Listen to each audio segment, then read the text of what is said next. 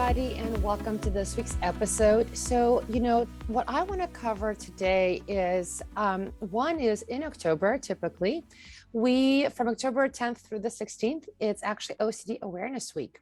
And I actually have a concept that I really loved that I just recently discussed with a colleague and a friend of mine in the field, Matt Cody, and he works with Restored Minds. That's his practice and coaching business, and he really helps people through his digital courses and coaching program and training program to really break free from OCD. And one of the things that we talked about is kind of how do we understand OCD? So one of the things that I wanted to cover and kind of bring us back to, especially when we're heading to OCD Awareness Week, and really I would say, we can even have it be the whole month. Why not, right? And the reality is, if you're living with OCD, it's not even a week or a month. It's everyday experience, right? It's a lifelong experience. So one of the things that I loved of how he framed, and I thought I would bring it to you, is he said, we really want to understand OCD, kind of the cycle of it, right? And when we can understand the cycle of how OCD works, we really want to then look at it as, not a problem about thoughts, right? Not a problem about having intrusive content, because, if you live with OCD, the content can really be anything and everything, and it can really jump around to different things. And it's really not a problem around feelings, because you'll have different feeling states, and a lot of them repetitive, like anxiety, shame, guilt. But it's really a problem around behavior. It's an OCD problem. It's a behavioral problem. And if you can really grasp this principle and kind of reframe it in this way, that it's a behavioral problem, then it's kind of cool, because you can look at it more as, oh, well, if it's a behavioral problem, I actually can do something about that, right?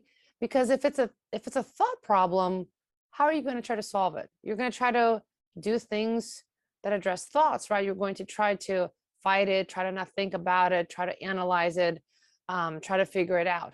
But if it's not a thought problem, but a behavioral problem, and you understand the cycle of how OCD works, then you might say, well, hold on a second. Behaviorally, then I actually have control, right? I actually kind of am the master of my behavior. I'm in the power seat, right? It's me. I'm driving this process. So I then get to decide what I do with my behavior. So to do that, I want to give us a quick overview of the OCD cycle, and then kind of talk a little bit about, kind of from this bird's eye view lens of understanding then how behavior can shape your OCD experience. So the OCD cycle is really what we're talking about is, first you have intrusive thoughts, right?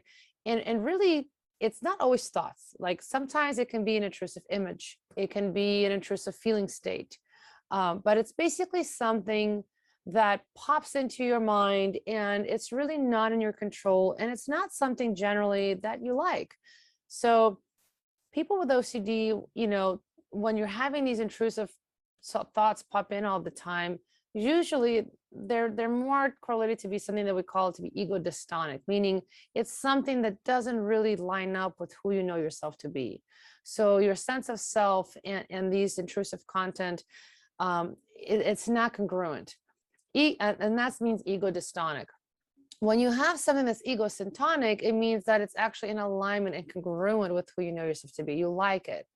So when we're talking about OCD intrusions, we're talking about intrusive processes that are not connected to who you really are at the core.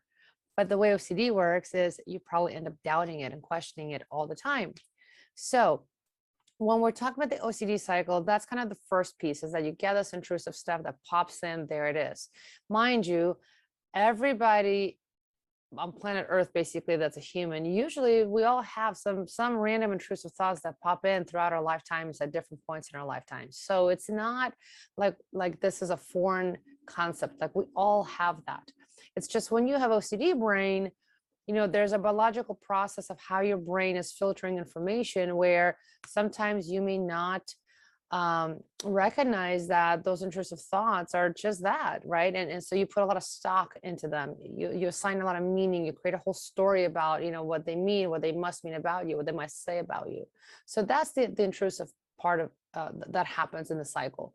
Right after that process happens, what happens internally is your fight and flight response gets triggered. So you start to have anxiety, you get really uncomfortable, you're literally having a real life and kind of experience in your body, right? Stuff is happening, your thoughts are racing, or your heart's really beating fast, or something's going on, right? And when that's happening, then that leads a person to want to engage in some sort of a behavior.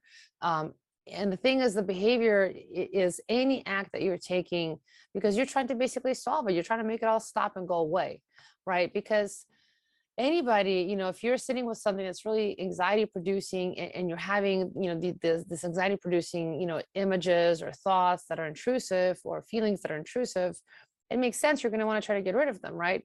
So you then start to do some sort of a behavior to try to solve it, resolve it, figure it out. And what happens after is you feel a little bit of a sense of relief. Maybe you even feel like you got a little clarity. Maybe you even feel like you have a little bit of that certainty and you're kind of like, oh, okay, I feel kind of all right. But usually very shortly after that, what follows is more intrusion. And next thing you know, boom, there goes that fight and flight response. Boom, there goes that desire to want to do something behaviorally to make it go away. And then again, you might have a little bit of peace and feel a little better, but then intrusion comes in again. So really we want to understand OCD as a cycle. It's a cyclical problem, right? There's a cyclical issue here of how this whole thing works. And so when the cycle comes online, you want to be able to recognize that, whatever the content is, doesn't really matter because the content, there's always going to be some sort of content that the brain's going to want to latch onto, right? If you live with OCD, always there's something that the brain gets stuck on, latched onto. So if you keep getting stuck on the content, you're going to keep trying to think your way out of it, essentially, right? So you're still going to be addressing it as a thinking problem. But what we need to look at is like Matt Code said, is look at it as a behavioral problem where you really want to actually put your attention on solving everything through the behavior. So what that means is if it's a cyclical problem, that means that my behavior, my behavioral response is feeding this cycle. And if I change my behavioral response, I actually get to change that cycle. So essentially, if I keep responding to it, then I'm basically telling my brain that those intrusions are actually threatening. They're dangerous. That feeling, that uncomfortable state of anxiety, it's dangerous. But if I start to, in fact, focus on changing my behavior, I start to starve that cycle. And the more I starve that cycle, then my brain starts to learn that, okay, well, there's not a response to this anymore. And then the brain starts to go, well, if there's not a response to this, it doesn't want to waste its energy there. It's going to move on to other things. So, our brains, our bodies always want to really capitalize on its energy. It wants to restore its energy. It wants to maximize its energy. So if you stop giving it that energy and that response through your behavior and through the attention that you give it, then the brain gets to actually relearn. And then what happens is everything starts to cool down. So the concept here that I want you to take away from today's episode as kind of precursor, if you will, getting us geared up towards OCD Awareness Week, which starts on October 10th through the 16th. But I mean, again, I would venture to say, let's make it even a whole month, OCD Awareness Month. And really, I mean, again, it's, let's really acknowledge the fact that OCD is an everyday struggle. It's a serious mental health disorder. It's a mental health condition. There's the biological component of the brain structure that's impacted. There's how you're raised in your own culture, in your own environment that impacts, who you are. And then there's, just this automatic process that happens. And when you don't fully grasp how OCD works, it's really easy to get suckered into, attaching a lot of meaning to this process and not realizing that this is my brain essentially producing a lot of junk, even though it sounds really, really convincing. And that's kind of how OCD experience is. It's everything is very convincing. But if you kind of start to reframe it not as a thinking problem, but as a behavioral problem, then it gives you power back, because you get to then make a decision what you want to do with your behavior. Do you want to respond or not? And that doesn't mean it's not uncomfortable.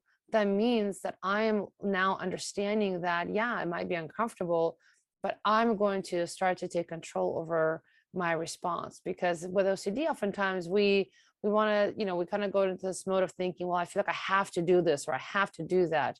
But if we really look again and ask ourselves, well, do I really need to do that though? Do I really need to do that behavior? Do I really need to sit here and think more about this?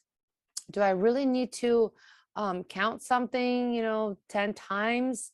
Do I really need to seek that reassurance again? Right? So you want to recognize, where is it that you actually have power and actually have some say in this process. And once you understand that cycle and how it works, and that place where you actually can make change happen, that literally is like day and night. That will make or break the cycle. So when you start to focus on your behavior, you literally have the capacity and the power to break this whole thing apart. It doesn't, again, mean it's not going to be uncomfortable, but it does mean you get to be empowered. You get to be in control. But that also means you have to be accountable. You have to hold yourself responsible, right? You have to really own it, and you have to really be honest, and I'm a big advocate, and I really love, truth and honesty.